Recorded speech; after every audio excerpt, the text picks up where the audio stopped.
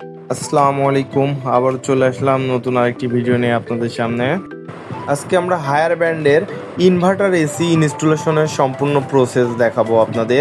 AC ইনস্টলেশনের সময় সর্বপ্রথম আমাদের ইনডোর ইউনিটটা লাগানোর জন্য সঠিক জায়গা নির্বাচন করতে হবে। এসির ইনডোরটা এমন একটি স্থানে স্থাপন করতে হবে যেন সেই জায়গা থেকে সম্পূর্ণ রুমে ঠান্ডা বাতাসটা ছড়াতে পারে। ইনডোরটা যখন আমরা সেটিং করব অবশ্যই মেজারমেন্টটা আমাদের ঠিক রাখতে হবে, নাহলে ইনডোরটা সেটিং করার সময় একদিকে বাঁকা হবে। ছিদ্র আমরা যখন ইনডোরটা সেটিং করার জন্য একটি ছিদ্র করব, অবশ্যই ছিদ্রটা সঠিক জায়গায় করতে হবে, না হলে এসির পানিটা সঠিকভাবে ড্রেনেজ হতে পারবে না। আরেকটা জিনিস অবশ্যই আমাদের খেয়াল রাখতে হবে, ইনডোর আউটডোরের কানেকশনটা সঠিকভাবে দিতে হবে। দেখেন, এটা আমাদের হায়ার ব্র্যান্ডের এসি, এটার ফিন্সটা কিন্তু সম্পূর্ণ গোল্ডেন ফিন্স। ইনডোরটা সেটিং করার জন্য আমাদের সব কিছু সম্পূর্ণ হয়েছে।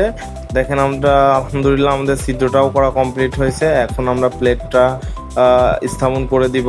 ইনডোরটা সেটিং করার জন্য প্লেটটা সুন্দর করে স্থাপন করে আমরা ইনডোরটা সেটিং করে দিয়েছি। দেখেন, এখন আমাদের আউটডোরটা যে লাগানোর জন্য একটি অ্যাঙ্গেল ব্যবহার করা হচ্ছে, অ্যাঙ্গেলটা সেটিং করে নিব আমরা।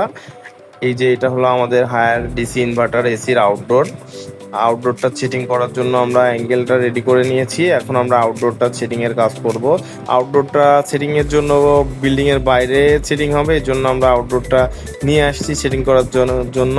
আসলে দেখেন, যেখানে আউটডোরটা লাগবে এখানে কিন্তু প্রচুর গাছপালা তৈরি হয়ে গেছে। আমরা গাছটা আসলে গোড়া থেকে কেটে দিয়েছি যেন নেক্সট টাইম ও আবার গাছটা এসে এসিকে না ঢেকে নিতে পারে, এই জন্য আমরা গাছটাও গোড়া থেকে কেটে দিয়েছি।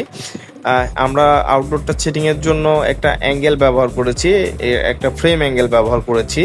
অ্যাঙ্গেলটা আমরা সঠিকভাবে লাগাই নিব, যেন কোনোভাবে রয়্যাল বোল্টগুলো অবশ্যই ঠিকঠাকভাবে টাইট করব যেন খুলে না আসে। অ্যাঙ্গেল সেট করার পরে আমরা আউটডোর ইনডোরের কানেকশনের জন্য কপার পাইপটা সেটিং করে নিয়েছি।